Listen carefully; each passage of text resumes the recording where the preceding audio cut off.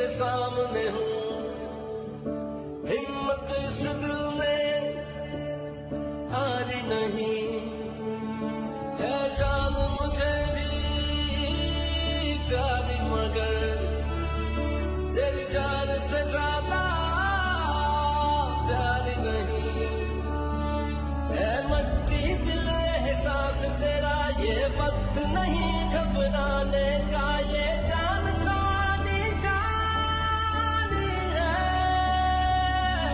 ये जान तो आनी जानी है, ये वक्त है फर्ज होने का। तेरी सांसें मैं बन जाऊं, तेरी खुशियां वापस लाऊं, मेरे जीने की इतनी सी वजह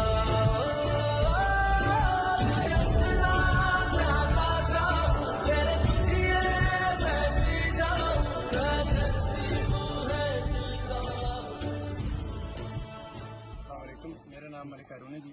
ये हमारे पास काम करते जी, बशीर इनका नाम है। हरों के पास ये अपनी गाय वैसे चला रहे थे तो एकदम पानी ज़्यादा आ गया, जिसकी वजह से इनको समझ नहीं आई।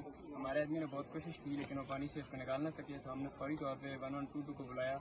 उन्होंने आके इस बंदे को हाथ निकाल लिया रेस्क्यू वालों ने, और हमारी उन्होंने बहुत मदद की, हमारे साथ बहुत तावन किया, और इस बंदे की जान बचाने में उन्होंने हमारी बहुत मदद की।